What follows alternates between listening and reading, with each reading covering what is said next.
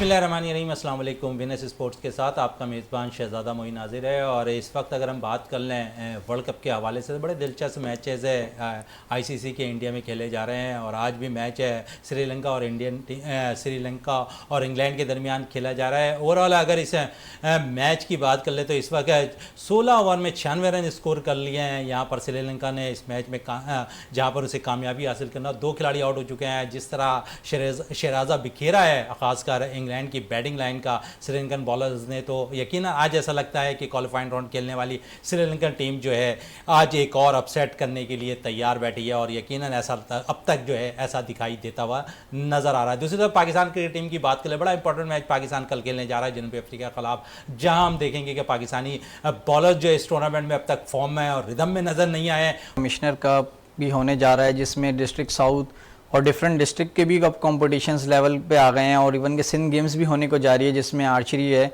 और हम देख रहे हैं कि काफ़ी डिस्ट्रिक्ट लेवल पे भी ये आर्चरी अब आ गई है कराची लेवल के बाद। और कराची की रैंकिंग टूर्नामेंट्स भी इनकाद की जा रही हैं जैसे कि पहले भी हुई थी।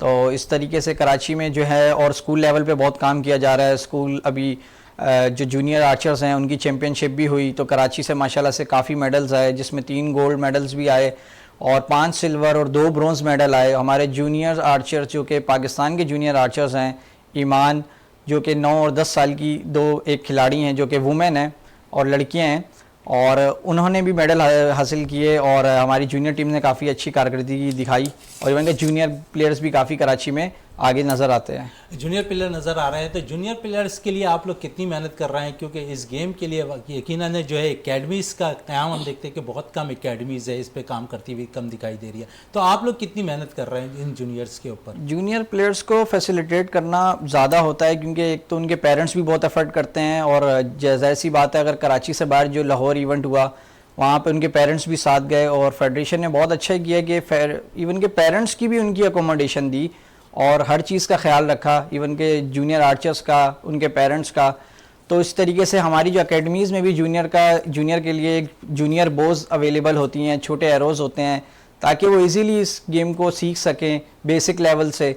और हम लोग जूनियर आर्चरी पे बहुत ज़्यादा काम कर रहे हैं और जूनियर इक्विपमेंट को बढ़ाते जा रहे हैं ताकि हमारे कराची में मज़ीद जूनियर जो है ना प्लेयर तैयार हों और हमें जूनियर लेवल पे भी इंशाल्लाह मज़ीद कारकर्दगी दिखे। माज जिस तरह ये कह रहे हैं कि जूनियर प्लेयर्स के लिए हम लोग काफ़ी काम कर रहे हैं, आपको ऐसा लगता है कि ख़ासकर जहाँ पर तवज्जो देने की ज़रूरत है, मैं ग्रास रूट लेवल स्कूल्स की सतह पर, ख़ुद कह रहे हैं कि प्लेयर्स अच्छे निकल रहे हैं स्कूल्स की सतह पर, तो आप लोग भी यकीनन प्लेयर हैं, तो इस तरफ आप लोगों की भी तवज्जो है? जी बिल्कुल। सबसे पहले तो मैं आपका शुक्रिया अदा करूँगा कि आपने हमें बुलाया और मौका दिया अपनी राय का इज़हार करने का।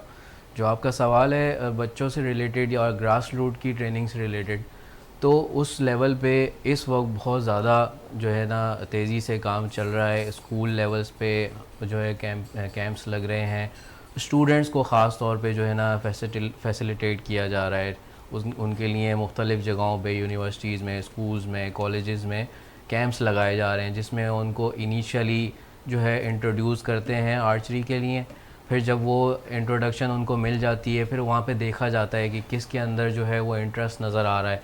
तो जो इंटरेस्टेड कैंडिडेट्स होते हैं, जो बच्चे होते हैं, जो बच्चियाँ होती हैं, उनको फिर जो है मज़ीद क्लब लेवल पे लाया जाता है। क्लब लेवल पे ला के फिर उनको मज़ीद ट्रेनिंग दी जाती है, उनकी कोचिंग की जाती है, पर्सनल लेवल का उनको जो है ध्यान दिया जाता है।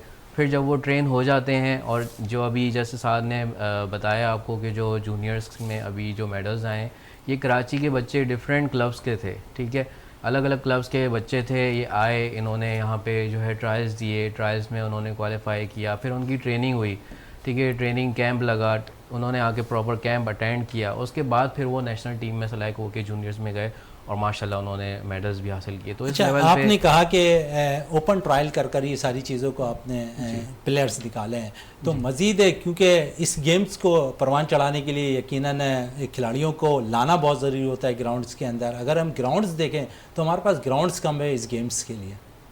ग्राउंड्स हमारे पास अभी यस बिल्कुल आप कह सकते हैं कि इतने ज़्यादा नहीं है, लेकिन ये कम भी नहीं कह सकते। हमारे पास मुख्तलिफ़ जगहों पे अब बहुत तेज़ी से जो है क्लब्स स्टार्ट हो रहे हैं, ठीक है। ख़ास तौर पे अगर आप बच्चों या जूनियर्स की ट्रेनिंग की बात करें तो उसके लिए हमारे पास बहुत सारे क्लब्स ऑलरेडी मौजूद हैं। छोटी रेंजेस हमारे पास बहुत सारी हैं। हाँ, ये आप कह सकते हैं कि 70 मीटर या बड़ी रेंजेस इस वक्त लिमिटेड हैं, लेकिन उन पे भी काम किया जा रहा है। तो ऐसा नहीं है कि हमारे पास क्लब्स मौजूद नहीं है या हमारे पास जो है वो जगहें मौजूद नहीं है।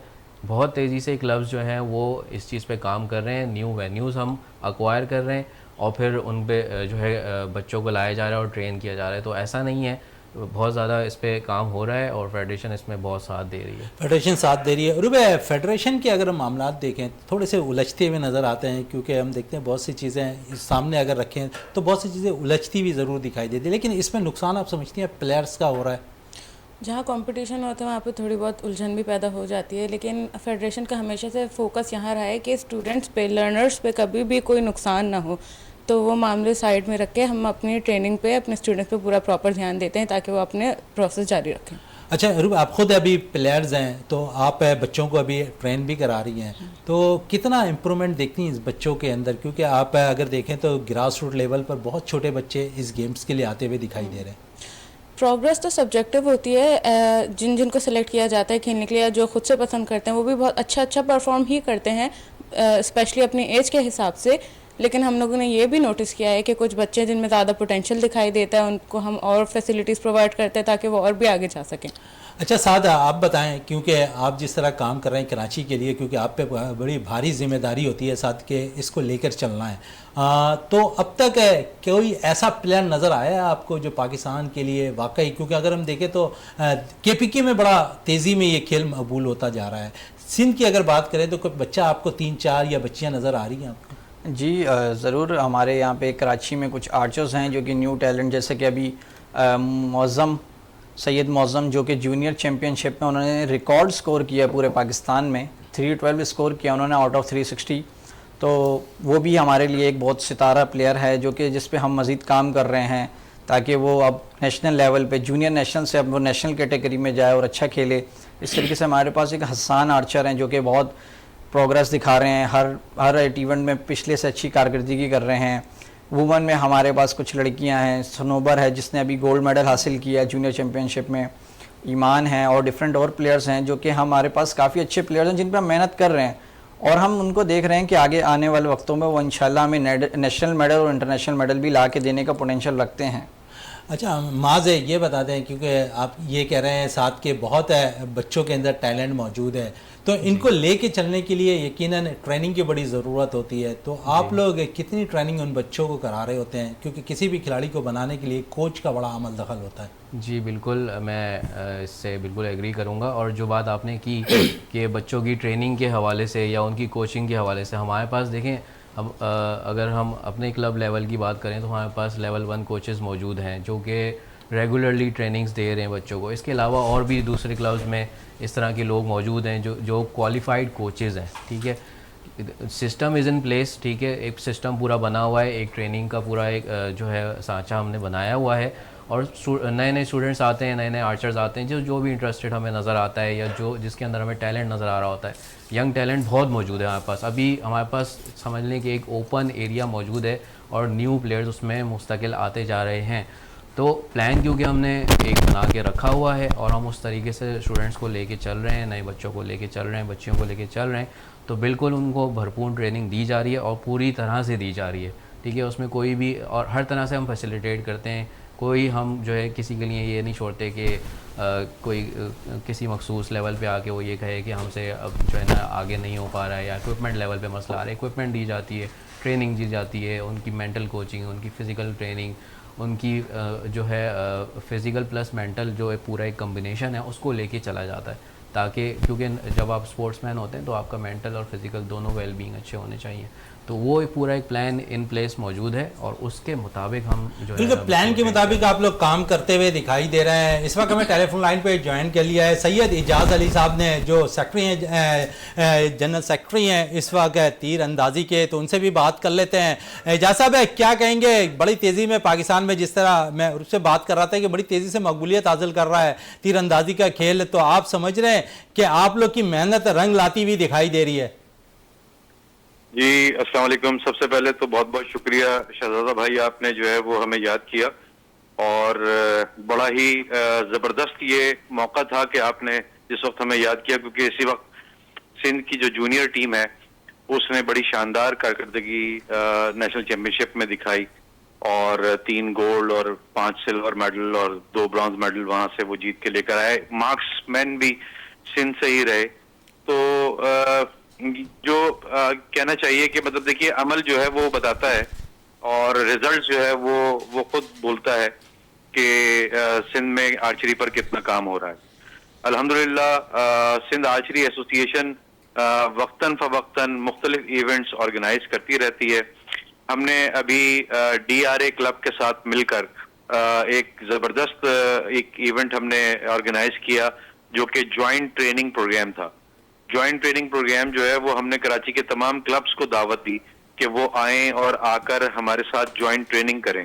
तो उसमें हमारे पास कोई 50 से ज्यादा आर्चर्स जो है वो जूनियर सीनियर आर्चर्स हमारे पास आए।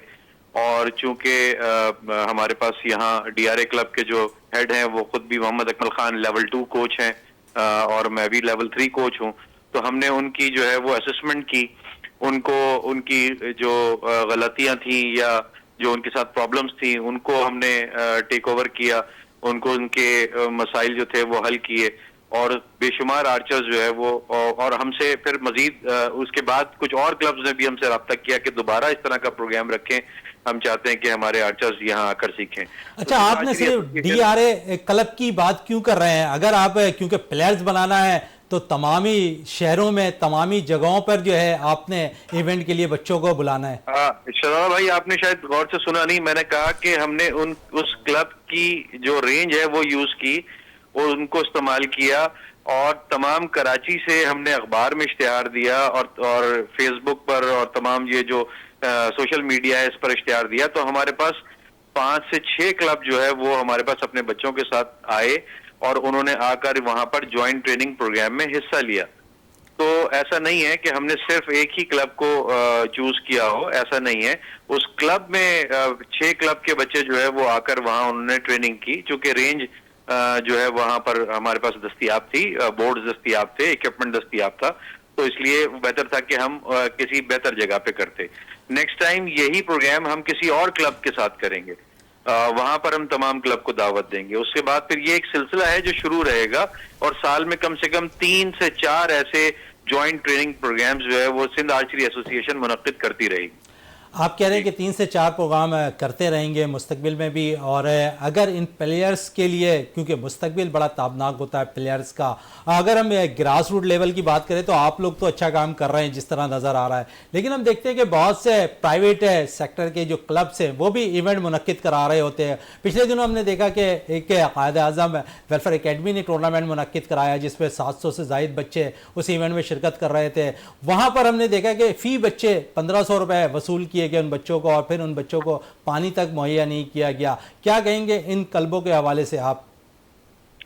देखिए मैं किसी का नाम नहीं लेना चाहूंगा, लेकिन being secretary general Sindh archery association मैं जरूर ये कहूंगा कि आर्चरी क्लब्स की जो परमिशन है और आर्चरी क्लब्स की जो उनकी रोजमर्रा के जो मामूलात हैं वो एसोसिएशन और फेडरेशन की इजाजत के बगैर नहीं होने चाहिए, ताकि तमाम लोगों पर चेक एंड बैलेंस कायम रहे, उनको ऑडिट किया जा सके, उनको देखा जा सके।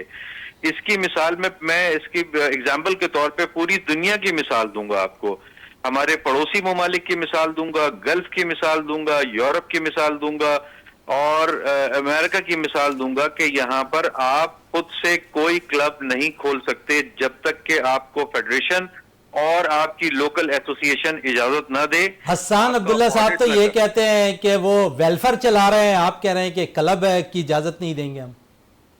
जी देखिए, मैंने आपसे अर्ज किया ना कि आप सिखा नहीं सकते, आप सिखाना तो बहुत दूर की बात है, आप आर्चरी इक्विपमेंट की कोई दुकान नहीं खोल सकते जनाब। देखिए आर्चरी जो है उस पे वही तमाम कवायद लागू होते हैं जो कि गन शूटिंग पर होते हैं। पूरी दुनिया में आर्चरी के लिए आप जो गन शूटिंग के लिए जो कवायद हैं वही कवायद उन्हीं क्लब के, वही कवायद जो है वो उस क्लब पे लागू होते हैं आर्चरी क्लब के ऊपर। लेकिन पाकिस्तान में जो है वो मामला ये है कि बस जिसका जब दिल चाहता है वो उठता है, एक आर्चरी क्लब खोलता है और खोलने के बाद सिखाना शुरू कर देता है।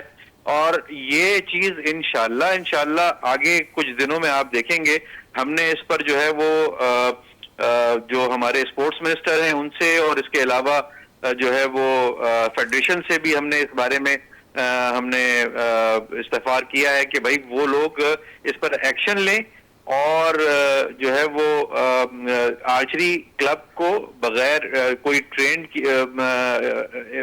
कोचेस के और जो है फेडरेशन की इजाजत के, रेंज पासिस के बगैर जो है वो, क्योंकि आप जानते हैं यहीं कराची में जो है वो एक्सीडेंट्स हो चुके हैं, यहीं कराची में क्लब में जो है वो बच्चों की जो है वो एक किसी बच्चे की जो है वो डेथ हो चुकी है इस मामले में, यही जो नातजर्बेकारी की वजह से और जो है वो नातजर्बेकार कोच और इंतजामिया की वजह से इस तरह के हादसा यहाँ हुए। तो मैं ये कहना चाहूंगा कि जो लोग ये जो मीडिया है और जो अरबाब इख्तियार हैं, वो मेरी ये बात समझ लें कि तमाम दुनिया में आर्चरी के क्लब को के ऊपर वही तमाम कवायद लागू होते हैं जो कि गन शूटिंग क्लब के होते हैं, लिहाजा हर किसी को आर्चरी क्लब खोलने की इजाजत न दी जाए। ये इंतहाई डेंजरस और इंतहाई खतरनाक है। इंतहाई खतरनाक नजर आ रही है। आगे के प्रोसेस आप बता दें कि क्या काम करने जा रहे हैं सिंध के लिए आप? जनाब देखिए, सिंध के लिए तो माशाल्लाह से सिंध में ग्रास रूट लेवल पे भी काम हुआ है। सिंध में जो है वो इस वक्त जो है वो सीनियर लेवल पर भी बहुत जबरदस्त काम हो रहे हैं और आपके साथ वहां पर हमारे जो है वो Sindh archery Karachi archery association के नुमाइंदे जो है वो भी तशरीफ फरमा है, साथ हमारे साथ बैठे हुए हैं। जी हाँ, साहब आपके पास बैठे हुए हैं और माशाल्लाह से जो है वो बड़ा उस पे डिस्ट्रिक्ट लेवल पर, डिवीजन लेवल पर काम कर रहे हैं और जो है वो district south, district east, district west, इन तमाम की जो है वो टीम्स की वो तश्कील हो रही है, इन तमाम की जो है वो क्लब्स को जो है वो यकजा किया जा रहा है। इसके साथ साथ सिंध आर्चरी एसोसिएशन ने अब तक यानी पिछले एक साल में तकरीबन 15 लेवल 1 कोर्सेज जो है वो 15 लोगों को, 15 सीनियर आर्चर्स को लेवल 1 कोचिंग कोर्स करवाया और उनको डायरेक्ट सर्टिफिकेशन करवाई वर्ल्ड आर्चरी यूएसए से। और इसकी हमें जो है वो परमिशन हमें जो हमारी फेडरेशन है उन्होंने हमें इसको परमिट किया और अल्हम्दुलिल्लाह हमने ये करवाया। और ताकि जो लोग इसमें सिर्फ जो एफिलिएटेड क्लब के अलावा जो और भी जो क्लब जिसने हमसे रब्ता किया, हमने तमाम लोगों को कोशिश की कि उनको जो है फैसिलिटेट किया जाए और उनको जो है वो ये कोर्सेज करवाए जाएं। इसके साथ साथ जो मैंने आपको बताया जॉइंट ट्रेनिंग प्रोग्राम्स हैं, इसके साथ साथ डिफरेंट जो है वो एस्पेक्ट्स में जो इनकी आर्चरी की जो ट्रेनिंग्स हैं वो हम मुनक्किद कराते ही रहते हैं और वो अखबारात अच्छा इजाज साहब, स्कूलों के अंदर कोई वर्कशॉप वगैरह कराने का इरादा है आप लोगों का? देखिए, हमने एक दरखास्त दायर कर रखी है और हमने इस सिलसिले में मीटिंग्स भी की हैं। जो बोर्ड है तालीमी बोर्ड, उनके साथ हमने बात की है, जो सेक्रेटेरिएट है सेकेंडरी बोर्ड का, उनके साथ हमने बात की है, प्राइमरी बोर्ड के सेक्रेटेरिएट के साथ। जो 16 खेल हैं उनके अप्रूव्ड स्कूल में, उसमें वो आर्चरी भी शामिल कर लें। अच्छा, आर्चरी भी शामिल कर लें, एक अच्छी चीज़, क्योंकि इस वक्त साथ भी मौजूद हैं, तमाम डिस्ट्रिक्ट में इवेंट भी ये करवा रहे हैं। अगर हम बात करें तो इस वक्त बड़ा अच्छा एक स्टेप है गवर्नमेंट की जानिब से, हम देख रहे हैं कि स्पोर्ट्स गाला मुनक्किद किया जा रहा है तमाम डिस्ट्रिक्ट्स के अंदर। क्या आपका कोई राब्ता हुआ है डिस्ट्रिक्ट ऑफिसर से कि इस गेम को भी उसमें शामिल किया जाए? इजाज साहब, आवाज आ रही है मेरी आपको? जी जी जी जी जी बिल्कुल बिल्कुल जनाब, ऐसा है कि इस सिलसिले में जो सारी ये जो स्पोर्ट्स गाला के सिलसिले में जो काविशें हैं वो सारी की सारी साथ कर रहे हैं। और चले आप लाइन पे हमारे साथ ही मौजूद रहिए, साथ से भी बात कर लेते हैं इसी हवाले से। साथ है, बड़ा अच्छा इनिशिएटिव लेती दिखाई दे रही है गवर्नमेंट, खासकर स्पोर्ट्स को प्रमोट करने के लिए तमाम ही डिस्ट्रिक्ट के अंदर मुख्तलिफ गेम्स भी करा रही है। उसमें क्या आपकी कोई बातचीत हुई है डिस्ट्रिक्ट ऑफिसर से कि ठीक है, असिस्टेंट कमिश्नर, डिप्टी कमिश्नर से आपकी, कि इस गेम को भी शामिल किया जाए? क्योंकि एक अगर देखें तो ये एक इस्लामी गेम्स है और बच्चे बड़े शौक से खेल रहे हैं। बच्चे वालिदैन भी बड़े शौक से खेल रहे होते हैं। जी बिल्कुल, डीसी कमिश्नर साहब ने मीटिंग पे इनवाइट किया था और डिफरेंट स्पोर्ट्स के जो कराची के जो सेक्रेटरी हैं, डिस्ट्रिक्ट के सेक्रेटरी हैं, उनको तो उनसे हमारी काफ़ी जो है मीटिंग्स हो चुकी हैं इस हवाले से, और वो बड़ा खुश हुए कि उन्होंने देखा कि एक ट्रेडिशनल गेम जो कि एक जो है न्यू मॉडर्न इक्विपमेंट के साथ एक ट्रेडिशनल गेम को प्रमोट किया जा रहा है, तो उन्होंने फ़ौरन इस पे कहा कि इस गेम को ऐड किया जाए। और इवन के तमाम डिस्ट्रिक्ट के जो हैं उन्होंने इस चीज़ को कहा कि ये एक गेम है जो कि लाजमी ऐड किया जाए स्पोर्ट्स गाला में, और स्पॉन्सर्स भी बहुत सारे इसमें इंटरेस्टेड रहे, और जो है उन्होंने भी बड़ा अच्छा इसको प्रमोट करने के लिए कहा और काफ़ी खुश हुए इस गेम का नाम सुन के। तो बेसिकली तमाम डिस्ट्रिक्ट में जो है ये गेम काफ़ी इन भी और तमाम गाला में इस गेम को ऐड किया गया है। तमाम गाला स्पोर्ट्स गाले में इस गेम को भी ऐड किया जा रहा है। खुशी की खबर है एजाज साहब है कि सिंध के अंदर और ख़ासकर कराची के अंदर स्पोर्ट्स गाले में इस गेम को भी शामिल किया जाएगा, तो अच्छी खबर है आपके लिए भी, क्योंकि आपको ग्रास रूट लेवल से प्लेयर निकालना है और यही एक प्लेटफॉर्म होता है जहाँ से थोड़े अच्छे बच्चे निकल कर सामने, और ख़ासकर स्कूल्स की सतह पर।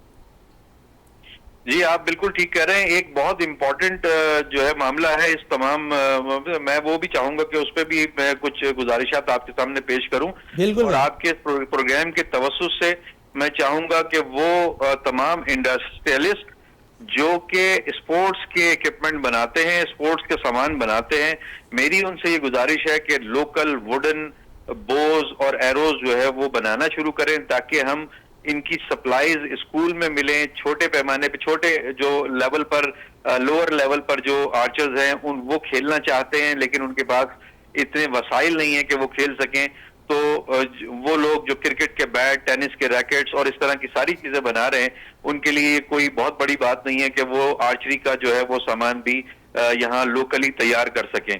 तो मैं चाहूंगा आपके प्रोग्राम की तवज्जो से कि वो तमाम इंडस्ट्रियलिस्ट जो ये काम कर सकते हैं, वो इस सिलसिले में हमसे राब्ता भी कर सकते हैं। हमने खुद अपने तौर पे कुछ राइजर्स और कुछ और इक्विपमेंट्स जो है ना वो हमने बनाए हैं, और हम चाहते हैं कि वो इस जो टेक्निक हम लेकर आए अपने साथ कोरिया से और चाइना से। अभी लास्ट मंथ में चाइना भी गया था इसी सिलसिले में कि मैं चाहता था कि वहां से कोई टेक्नोलॉजी लेकर आऊं, तो अल्हम्दुलिल्लाह हम उसमें बड़ी हद तक कामयाब हुए हैं। अगर वो चाहें तो अच्छा एजाज साहब, कितना फर्क आ गया आगे, क्योंकि आप कह रहे हैं कि टेक्नोलॉजी को हमने इस्तेमाल भी कर लिया, तो कितना फर्क आ जा रहा है दोनों चीज सामानों के अंदर? हम एक लोकल पे अगर सामान तैयार करते हैं और जो एक इम्प्रूवमेंट वाला सामान है उस पर जो बिगनर्स बो इस वक्त 60,000 रुपए की चाइना से इंपोर्ट हो रही है, वो बिगनर्स बो 15,000 रुपए में आपको यहाँ मिल जाती है सर बन के। बड़ी अच्छी बात कह रहे थे एजाज साहब, आपका बहुत बहुत शुक्रिया विनेस स्पोर्ट्स में टाइम देने का। रूप की तरफ आते हैं। रूप है, बड़ी अच्छी गुफ्तगू कर रहे थे एजाज साहब, और ख़ासकर बड़ी अच्छी बात उन्होंने कही कि लोकल सामान अगर हमारे पास प्रोवाइड होते हैं, और ख़ासकर बिगनर्स के लिए तो कितना अच्छा होगा, क्योंकि एक चीज़ के उन्होंने क्वांटिटी बताई कि 60,000 रुपये का सामान अगर 15,000 रुपये में मिल जा रहा है, तो जिस तरह बच्चे तेज़ी में निकल कर आ रहे हैं तो उनको तो एक फ़ायदा होता हुआ दिखाई देगा। अगर हम लोकली प्रोड्यूस करेंगे तो हम मास प्रोड्यूस भी कर सकते हैं। दैट मीन्स कि हम ज़्यादा बच्चों, ज़्यादा लर्नर्स को प्रोवाइड कर सकते हैं। इकोनॉमिकली बहुत अच्छा ऑप्शन है ये, जब ज़्यादा लोग इसको ले सकेंगे, जब ज़्यादा लोग इसमें इंटरेस्ट ले सकते हैं, तो ये नए स्टूडेंट्स, नए प्लेयर्स निकालने के लिए हमारे लिए बहुत अच्छा रहेगा। नए प्लेयर्स निकालने के लिए अच्छा होगा। साथ है, बड़ी अच्छी गुफ्तगू कर रहे थे एजाज साहब, और जिस तरह उन्होंने 3-4 चीज़ों पे निशानदेही की है, आप समझिए सबसे इंपॉर्टेंट चीज़ उन्होंने यह लास्ट में कही है कि लोकल सामान के ऊपर, क्योंकि बड़ा डिफरेंट हो जाता है। और जिस तेज़ी में मैंने खुद देखा अपनी आंखों से, अगर इस इवेंट की भी बात कर लूँ जो लास्ट टाइम है कायदा वेलफेयर अकेडमी ने कराई है, तो उस पर भी हम देखते हैं 700 बच्चे आना कोई आसान नहीं होता स्कूल की सतह पर। तो एक अच्छा इनिशिएटिव तो ज़रूर लिया, बेशक उसमें बच्चों को कुछ प्रोवाइड होता हुआ नहीं मिला, लेकिन एक बच्चों का एक मेला लगाना और जहां पर 700 बच्चे आ जाएं, तो आप समझते हैं कि अच्छा इनिशिएटिव था। और उनके लिए ये इक्विपमेंट अगर 15,000 रुपये में आ जाए तो कितना बेहतर होगा।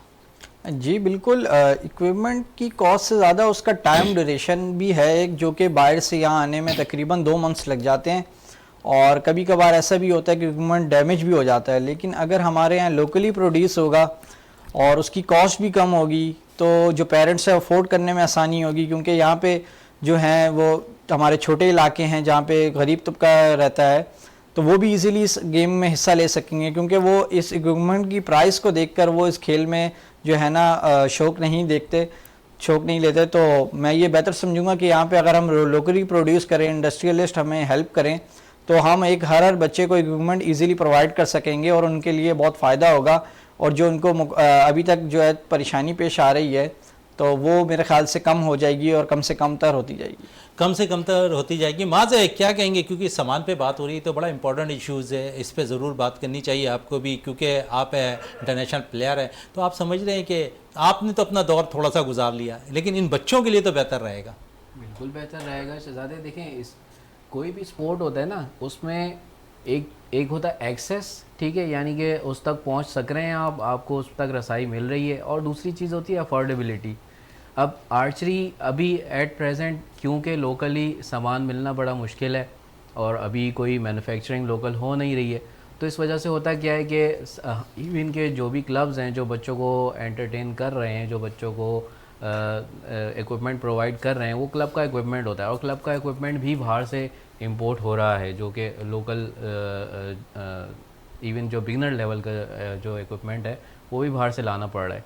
कोशिशें की जा रही हैं इस सिलसिले में, और जैसे अभी एजाज साहब ने कहा कि एक जो इस फील्ड के लोग हैं उनसे भी रिक्वेस्ट की है, तो जब एक्सेस मिल रहा है लोगों को और अफोर्डेबिलिटी जब साथ आ जाएगी इस स्पोर्ट में, तो यकीनन फिर ये एकदम जो है बूस्ट मिलेगा इस स्पोर्ट को, और नया टैलेंट जो हमें अभी नज़र आ रहा है वो फिर आगे जाके हमें बेहतरीन किस्म के आगे जाके हमें और टैलेंट नज़र आता हुआ मिलता हुआ भी दिखाई देगा हमें। इस वक्त अब हमें टेलीफोन लाइन पे ज्वाइन कर लिया है हसन अब्दुल्ला ने, जो तीर अंदाजी के इंटरनेशनल कोच भी हैं। हसन अब्दुल्ला, क्या कहेंगे, आपने बड़ा ज़बरदस्त इवेंट एक अभी हाल ही में कराया, 700 बच्चे थे, लेकिन कुछ परेशानियाँ हुई हैं वहाँ पर, और जाहिर है 3 दिन का इवेंट था आपका, मुश्किलात तो होती हैं, लेकिन कराने में कितनी मुश्किलात आपको पेश आई, ये ज़रा हमें बताएँ। थैंक यू सजादा भाई, आपने मुझे अपने साथ लाइन के ऊपर लिया। असल में 3 दिन का इवेंट हम पिछले 1-1.5 महीने से इसको प्लान कर रहे थे, हम पिछले काफी टाइम से इसके ऊपर काम कर रहे थे। परेशानियां तो देखें आती है हर इवेंट को काम करने के लिए, क्योंकि मैं एक अकेला ऑर्गेनाइजर, मेरे साथ पूरी टीम थी जो काम कर रही थी मेरे साथ। एक बड़ा बहुत ही जबरदस्त इवेंट था जिसके अंदर हमने पहले इस इवेंट को कराने से पहले पूरे कराची के अंदर तमाम स्कूल्स के अंदर हमने फ्री कैंप लगवाए, उनको 4-4 क्लासेस दी। हमने अपना एक तरीका अंदाज चेंज करा। पुराने दौर में हम 1400 साल पहले चले गए कि पहले दौर के अंदर आर्चरी इक्विपमेंट पे ट्रेनिंग जो वो किस तरह से कराई जाती थी, तो हमने बेयरबो स्टाइल के अंदर आंखों की मदद से निशाना लेना सिखाया। मतलब आप ये समझ लें कि पहले लोग तीर कमान बनाते थे, उसमें निशाने वगैरह जदीद तौर पर होता नहीं था आर्चरी का, तो हमने उस स्टाइल में तमाम बच्चों को पहले क्लासेस दी। उसके बाद फिर हमने उनको कॉम्पिटिशन के अंदर पार्टिसिपेट कराया।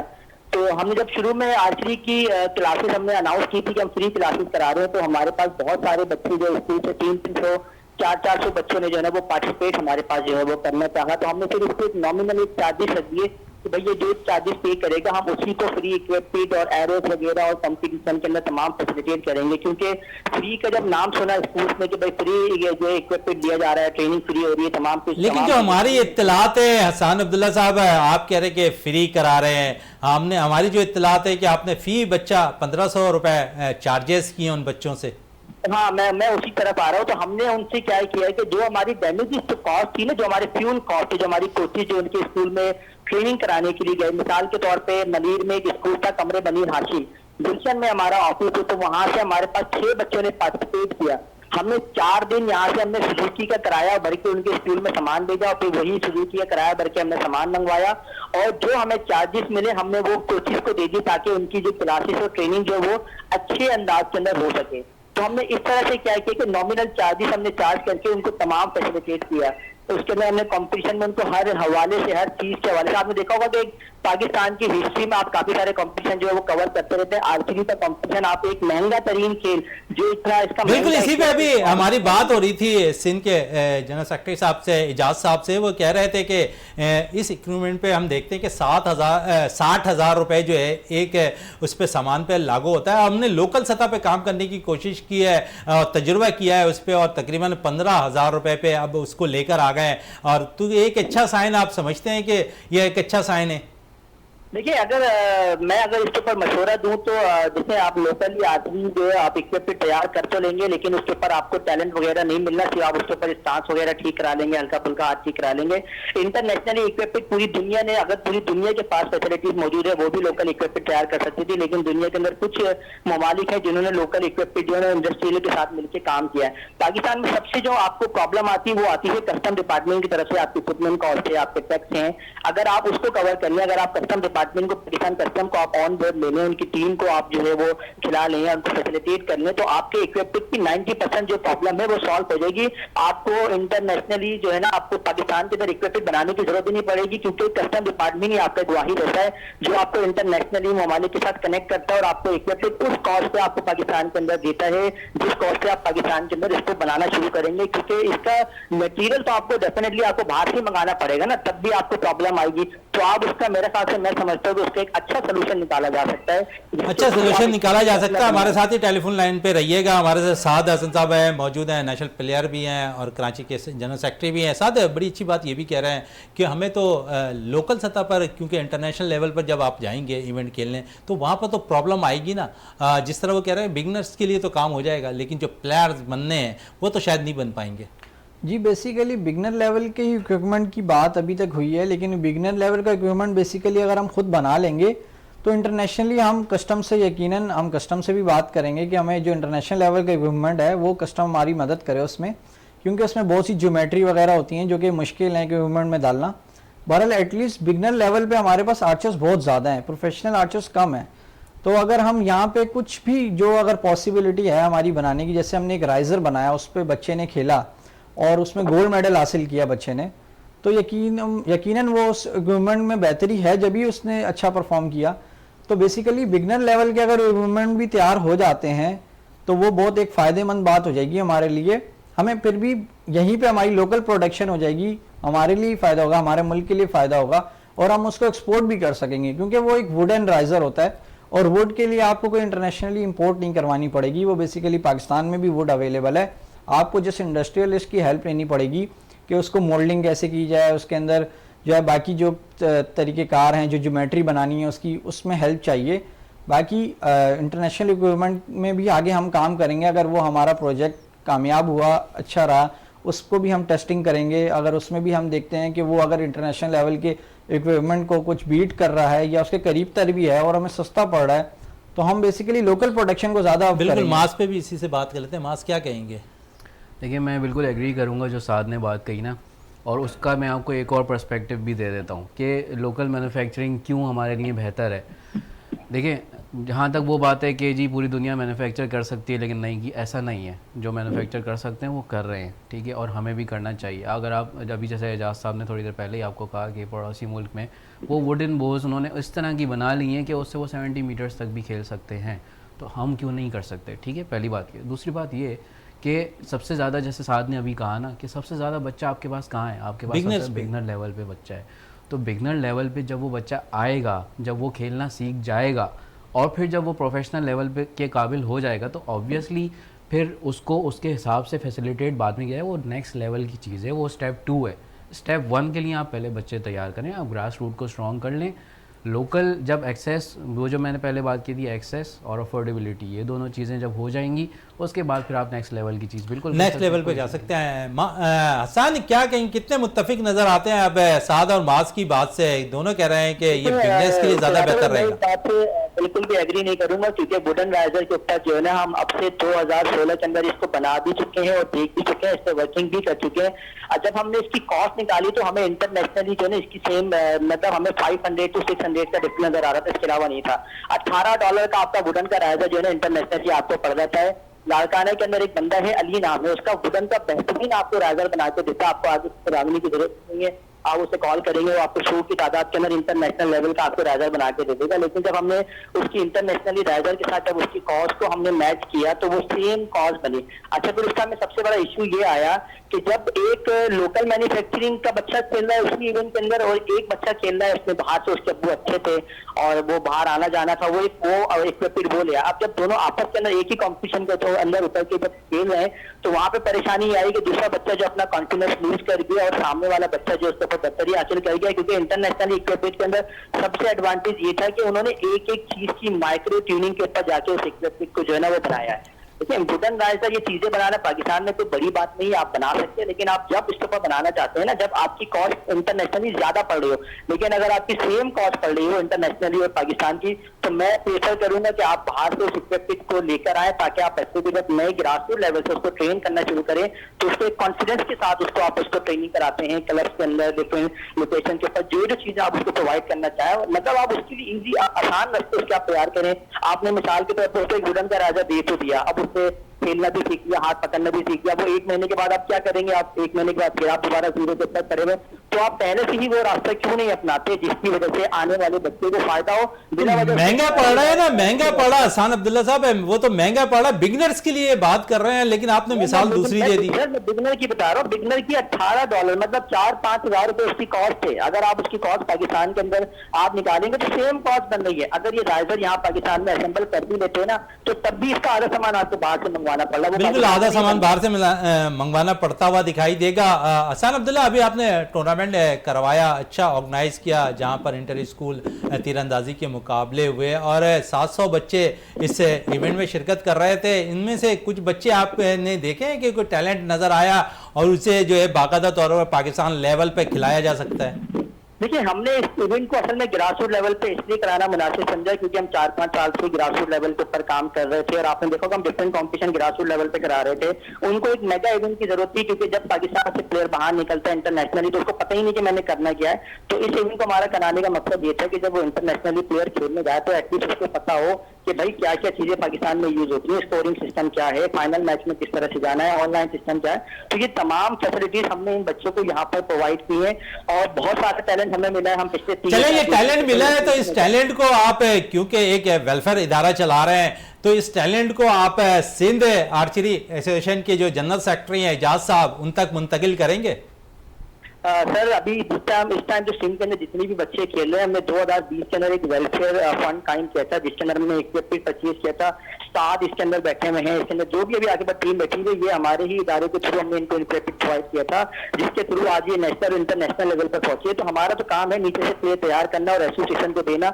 अभी भी एसोसिएशन में जो लास्ट नेशनल चैंपियनशिप में जो टीम खेली है वो क्वालिटी आर्चरी डेवलपमेंट के प्लेटफॉर्म से ही टीम गई है खेलने के लिए। हमने उनको 2020 के अंदर इक्विपमेंट प्रोवाइड किया था तमाम टीम्स को। तो हम ये काम कर रहे हैं और ये करते रहेंगे क्योंकि हमारा मेन मकसद ये है कि हम टैलेंट को आगे तक लेकर बिल्कुल, टैलेंट को आगे तरफ लेकर जाना है, आपका मकसद यही है। हसन अब्दुल्ला, आपका बहुत बहुत शुक्रिया विनर्स स्पोर्ट्स में टाइम देने का। और क्या कहेंगे, जिस तरह गुफ्तगू कर रहे हैं हसन के ग्रास रूट लेवल पर अच्छा काम होता हुआ दिखाई दे रहा है, फिर जिस तरह सिंध आर्चरी एसोसिएशन काम कर रही है, तो आप समझिए दोनों में फ़र्क क्या नज़र है, क्योंकि एज ए प्लेयर आप क्या कहेंगे? मेरे हिसाब से फोकस में हमारे फोकस में थोड़ी इशू है। फोकस हम ज़्यादा कर रहे हैं ग्रास रूट लेवल के स्टूडेंट्स पर, और जैसे कि अभी ये बात हो रही थी कि नहीं लोकली बनाना हमारे लिए फेवरेबल नहीं है। यहाँ पे मैं भी साद और मास की बात से मुत्तफिक हूँ कि जितना हम लोग स्टार्टर्स पर फोकस कर सकेंगे तो ही हम उनको आगे लाएंगे। बहुत से बच्चे इसलिए घबरा जाते हैं कि नहीं महंगा है, नहीं अफोर्डेबल नहीं है, मुश्किल है, और कॉस्ट कंपैरिजन भी अगर हम लोग कंसिडर ना करें जो कि अभी की गई, तो एक्सेसिबिलिटी ज़्यादा है लोकली प्रोवाइड करने में। लोकली क्या कहेंगे साथ इस पर? देखें, इक्विपमेंट की तो मैंने बात कर ली, लेकिन उन्होंने जो एक बात फरमाई जो कि मैं उससे मुत्तफिक बिल्कुल भी नहीं हूँ कि वो अपने प्लेयर्स एसोसिएशन के लिए तैयार करते हैं, ऐसा कुछ नहीं है। वो इवन के अपोज करते हैं कि आप दूसरी एसोसिएशंस की इवेंट्स ना खेलें, या आप जो है अगर खेलेंगे तो उसका आपको खिलाए, मतलब हमारे पास फिर आप नहीं खेल पाएंगे। जैसे कि मैं उनके साथ पहले कहा, मतलब इक्विपमेंट वगैरह उनसे परचेज़ कर चुका हूँ, उनके साथ खेल चुका हूँ, बट जब मैंने एसोसिएशन के इवेंट्स खेले तो मुझे उन्होंने कोई इवेंट नहीं खेलने दिया। इवन के साफ साफ लफ्ज़ों में कह दिया कि you are banned from our events. तो मैं उनकी बात से बिल्कुल मुत्तफिक नहीं हूँ कि उन्होंने कहा कि जब आपने उससे अलहदगी अख्तियार की तो उन्होंने डायरेक्ट मेरा नाम लिखकर उस इवेंट पे लिखा कि ये persons are ban from us, और एक लेटर भी उन्होंने बना कर दे दिया कि लाइक आप ये लोग हमारे पास से बैन है क्योंकि इन्होंने इवेंट खेला वहाँ से। तो अगर ये वाकई में एसोसिएशन के लिए काम करना चाहते तो यकीन माने कि मैं एक सिल्वर मेडलिस्ट भी हूँ, ब्रॉन्ज मेडलिस्ट भी, नेशनल प्लेयर हूँ, तो मुझे ये इस तरीके से नहीं बेचते, मुझे बड़े तरीके से बेचते, नाम अपना देकर बेचते। बट जिस तरीके से इन्होंने भेजा मुझे इंतहाई अफसोस है और मैं इनकी बात से बिल्कुल मुत्तफिक नहीं हूँ कि ये किसी सिंध आर्चरी एसोसिएशन के लिए प्लेयर तैयार कर रहे हैं। ये बेसिकली अपने ही वेलफेयर को बूस्ट करने के लिए और बिल्कुल अपनी वेलफेयर को बूस्ट करने के लिए काम अपने मफाद के लिए प्लेयर तैयार कर रही है। इस वक्त हमें टेलीफोन लाइन पे ज्वाइन कर लिया है सईद आज़ाद साहब ने, जो इंटरनेशनल क्रिकेटर है, हमारे साथ टेलीफोन लाइन पे मौजूद है। सईद आज़ाद साहब हमारे साथ भी टेलीफोन लाइन पर मौजूद रहते हैं, अक्सर मैचेस के अंदर है। सईद साहब, आपने बड़ी बड़ी बातें हमारे प्रोग्राम में कह दी हैं और वो सब कुछ जो है अब सही होता जा रहा है पाकिस्तान क्रिकेट टीम के साथ है। जो आपने कहा था कि टीम जेल होती हुई नजर नहीं आ रही है, टीम इस काबिल नहीं है कि फाइनल 4 तक जाए और टीम के अंदर मोराल नहीं है, टीम के खिलाड़ी जो है मुकम्मल तौर पर फिट नहीं है, कुछ प्लेयर ऐसे हैं जो सिर्फ T20 की क्रिकेट खिलाया जा सकता है। आप समझ रहे हैं कि ये सब कुछ तो ऐसा ही नजर आ रहा है जिस तरह आपने माजी में हमारे प्रोग्राम में कहा था और जिस तरह अब है। बड़ा इंपॉर्टेंट मैच जब कल खेलने जाएंगे जनूबी अफ्रीका के खिलाफ, जिसने टूर्नामेंट में सबसे ज्यादा रन स्कोर किए हुए हैं, तो हमें प्रॉब्लम वहां पर आएगी, खासकर फास्ट बॉलिंग के शोबे में। अस्सलाम वालेकुम Moin, thank you very much. आपने बहुत अच्छी मेरे लिए बात कही। मैं कोई नजूमी नहीं हूँ ना, वही कुछ तो हो रहा है जो आपने प्रोग्राम में हमारे कहा है, वो सब कुछ अब आप स्क्रीन पे देख रहे हैं ग्राउंड्स के अंदर। थोड़ा सा क्रिकेट का आइडिया है, इसलिए कि थोड़ा सा पाकिस्तान से काफी लंबी क्रिकेट खेला हूँ, डोमेस्टिक क्रिकेट बहुत खेला हूँ, बहुत बड़े इदारे के साथ खेला हूँ, बड़े प्लेयरों के साथ खेला हूँ। थोड़ा सा एटमॉस्फेयर का पता है कि बड़ी क्रिकेट में सरवाइव कंट्रियां कैसे करती हैं और किस तरह से प्लेयर बनता है, किस तरह से टीमें बनती हैं, क्या अप्रोच होती है मुल्कों की। ये बहुत सारी बातों के से गुजरा हूं, तो मैं वो आपको आइडिया दे देता हूं। और अगर इसलिए कि क्रिकेट एक बड़ा खूबसूरत गेम है, मुझे पता है ये किसी इस क्रिकेट पाकिस्तान क्रिकेट टीम में आप समझते हैं कि खुशियां तो शायद दूर की बात है, बड़ा अफसोस दिया है शायकीन क्रिकेट को इस वर्ल्ड कप के अंदर। गो के भी 4 मैचेस जरूर बाकी हैं। देखें, पाकिस्तान क्रिकेट में मोइन आपको एक दो बातें बोलूंगा, जरा बीच में प्लीज मुझे बोलने दीजिएगा। आप बोले, आपके पास टाइम है। अगर मैं जब बोलता हूं तो फिर मैं रूटीन में आ जाता हूं, तो फिर मुझसे अल्फाज रुकते नहीं है, तो मैं वो बोल दूंगा। बेसिकली ये पाकिस्तान की टीम है ही नहीं, मैं मानता ही नहीं इसको पाकिस्तान की टीम। ना पाकिस्तान का जज्बा है किसी प्लेयर में, ना कोई प्लानिंग है पीसीबी की, ना ये कोई पॉलिसी है। ये 4 साल से एक ही लड़की खेले जा रहे हैं और वो सिर्फ 2 ही जिसे कहते हैं ना कि एक बाबर आजम ग्रुप है, एक रिजवान ग्रुप है। तो इस तरह से पाकिस्तानी की टीम नहीं बनती नियतों का। लेकिन ये प्रूफ तो आपको शायद लगता है वर्ल्ड कप के अंदर एक्सपोज होता हुआ नजर आया, मॉडर्न क्रिकेट तो खेलते ही दिखाई नहीं दिए। देखिए, आपको एक चीज बताऊं, वर्ल्ड कप का क्यों नजर आया, इसलिए कि दुनिया का सबसे बड़ा टूर्नामेंट है। वैसे टीमें इधर जाती हैं उधर जाती हैं, इधर टेस्ट सीरीज, वनडे सीरीज हार जाना कोई बोलना नहीं, मगर हमारे बोर्ड की आज प्लेयर एक्सपोज नहीं हुए। प्लेयर हमारे बहुत अच्छे हैं, बाबर आजम भी प्लेयर बहुत अच्छा है, रिजवान भी बहुत अच्छा है। हमारा बोर्ड एक्सपोज हुआ है कि जो कि वो चाहता ही नहीं है कि कराची के लड़के खिलाएं या पूरे पाकिस्तान के खिलाएं। बोर्ड के साथ भी बैड लग है, बोर्ड का कोई चेयरमैन ऐसा नहीं आ रहा कि जो कोई पॉलिसी बनाए, जो कोई मुल्क के लिए काम की जिसने किया हो। हर बोर्ड आ रहा है, सियासी बोर्ड आ रहा है। कराची के कौन से प्लेयर खिलाए, आपको नजर आ रहा है कराची के कोई प्लेयर सिवाय सरफराज के जो परफॉर्म कर रहा है कैद आजम ट्रॉफी के अंदर? सिर्फ एक सऊद शकील था, वो टीम के साथ मुंसलिक है, इब्रार स्क्वाड में जरूर है, ट्रैवलिंग में। आप समझिए जो बच्चे हैं वो तो टीम के साथ मुंसलिक है। देखें, मैं यही कह रहा था, आपने ना जरा सा गौर करें कि एक तो सरफराज नो डाउट के ग्रेट प्लेयर था, ग्रेट प्लेयर है, मगर उसका टाइम खत्म हो गया ना। अब अगर हम हम अभी उसको खिलाएंगे तो वही चेयरमैन या वही प्रेसिडेंट खिलाएगा जो मुल्क की बेहतरी के लिए करना चाहता है, उसको खिलाए और नए लड़के दे। साइम अयूब की तरह नए लड़के दे, मीर हमजा की तरह नए लड़के लेके आए, मीर हमजा की तरह लेके आए, शान मसूद लेके आए, सऊद शकील है, ये बहुत बड़े नाम है। अगर इनको इसी तरह चांस मिल जाए इफ्तिखार की तरह या दूसरे प्लेयरों की तरह जैसे पंजाब और ये यहाँ के लड़के खेलते हैं, इनको चांस खुल के दे दिए जाए, ये दुनिया का भी नाम रोशन करें, दुनिया में भी नाम रोशन करें और वर्ल्ड क्लास प्लेयर भी हो जाए, ये बाबर आजम की तरह। उसामा मीर को तो 2 मैचेस में अभी हमने लेग स्पिनर है, उसामा मीर को 2 मैचेस में चांस दिया, परफॉर्मेंस आपके सामने। उसामा मीर भाई, मैं तो समझ में नहीं आया उसको 5 साल के बाद 4 साल के बाद उसको लेके क्यों आए हो? उसमें इतना वो बस क्रिकेट उसकी जितनी क्रिकेट थी खिला दी। ये भी मेरिट पे थोड़ी आया उसामा मीर, ये भी पीएसएल की परफॉर्मेंस में उठा के लिया है भाई, पुराना लड़का लाए। यंगस्टर आपके पास कितने, आपके पास मैं आपको बताता हूं यंगस्टरों में, अगर आपको पाकिस्तान अभी खिलाना है तो आप 7 बेवकूफ खिलाएं। ऑलराउंडर विकेट कीपर बैट्समैन है जो पाकिस्तान में पाकिस्तान में इस वक्त आपको मैं बताऊं, हमेशा से होता आया कि अंडर 19 का कप्तान, अंडर 19 का परफॉर्मेंस उसी साल पाकिस्तान खेला। इस वक्त कराची का साद बेग है, अगर सरफराज चाहे उसको लेके आए, अपनी जगह खड़ा करे, मैं देखता हूं कैसे दुनिया का नाम रोशन नहीं करता साद बेग।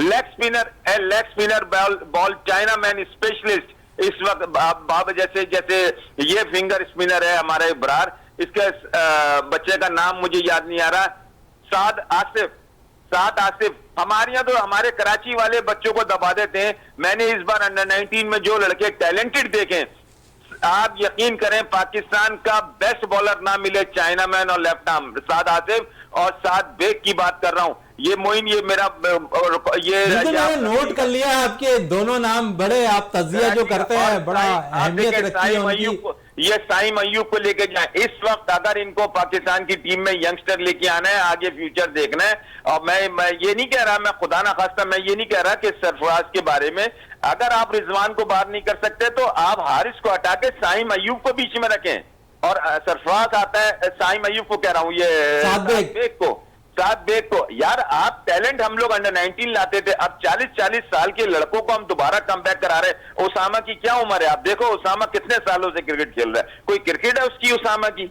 अभी क्रिकेट खत्म हो गई। अच्छा, क्योंकि आपने उसामा की बात की है तो सईद भाई आपकी बात में थोड़ा सा रद्द कर रहा हूं। बोले क्योंकि अगर हम देखें तो एक अरसा गुजर चुका है हमारे पास सईद अजमल के और सकलैन मुश्ताक के बाद कोई जीनियल ऑफ स्पिनर नहीं आया। क्या हमारी डोमेस्टिक क्रिकेट में बिल्कुल ही ऑफ स्पिनर खत्म हो गया, या जो प्रॉब्लम है पिछले दिनों रही है सईद अजमल के साथ, सकलैन के साथ, जो दूसरा बॉल कराने में उनके क्लाई के हवाले से, इस बेस पे शायद खासकर पाकिस्तान में ऑफ स्पिनर्स नहीं निकल रहे हैं, या इसको बेस बना लिया गया है कि शायद हाथ तोड़ते हुए नजर आ रहे होते हैं अपने बॉलिंग थ्रो के अंदर?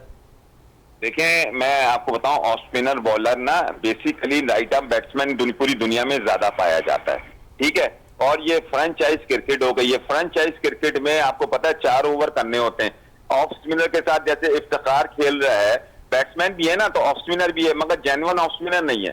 तो ऑफ स्पिनर आप डोमेस्टिक क्रिकेट में पाकिस्तान लेवल की बात करेंगे, डोमेस्टिक क्रिकेट में जिसने आउट किया है, आप फर्स्ट क्लास क्रिकेट में, टेस्ट क्रिकेट में या इंटरनेशनल क्रिकेट में उसको खिलाएं।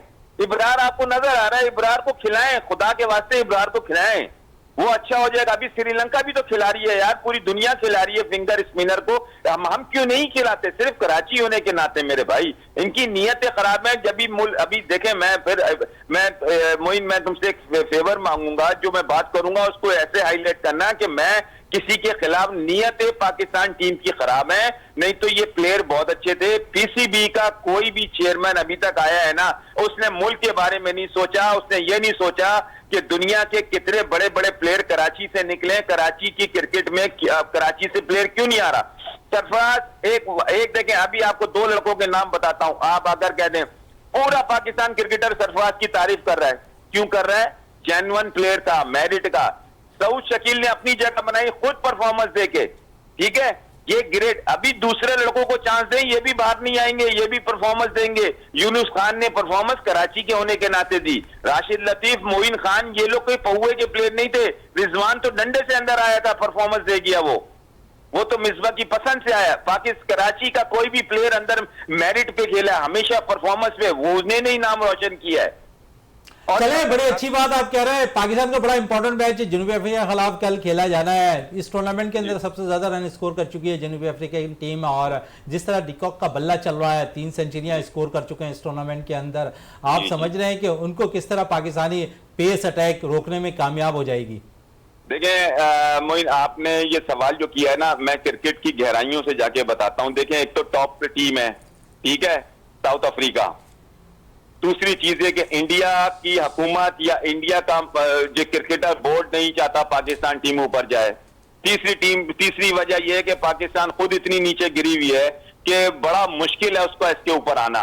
अगर पाकिस्तान इनको हराती है या टफ टाइम देती है तो मैं ये समझूंगा किसी ने मास्टरमाइंड ने इन लोगों को जगाया है, ब्रेन काउंसलिंग की है, इनको उठाया है। नहीं तो इतनी बुरी अफगानिस्तान से शिकस्त होने के बाद तो मैं तो हर सुबह उठता हूं तो मैं ये सोचता हूं कि किसी बच्चे ने किया, किसी एक दूसरे को मार तो नहीं दिया गुस्से में। बड़ी इम्पोर्टेंट बात आप कह के गुजर गए। सईद आजाद साहब, आपका बहुत बहुत शुक्रिया। टाइम हमारे पास कम है, आपका बहुत बहुत शुक्रिया विनर्स स्पोर्ट्स में टाइम देने का। बड़ी अच्छी गुफ्तगू कर रहे थे, हमारे पास टाइम कम था, इस वजह से शायद उनकी मजीद गुफ्तगू हम जारी नहीं रख सके। साथ साथ माज आपका बहुत शुक्रिया, साद आपका बहुत शुक्रिया, रूब आपका बहुत बहुत शुक्रिया। प्रोग्राम का अख्ताम करते हैं इस दुआ के साथ कि पाकिस्तान में खेल और खिलाड़ी तरक्की करते रहें और पाकिस्तान का सब्ज़ लाली परचम दुनिया भर में रोशन रहे। इसी के साथ अपने मेज़बान शहजादा मोइन को इजाज़त दें। पाकिस्तान जिंदाबाद।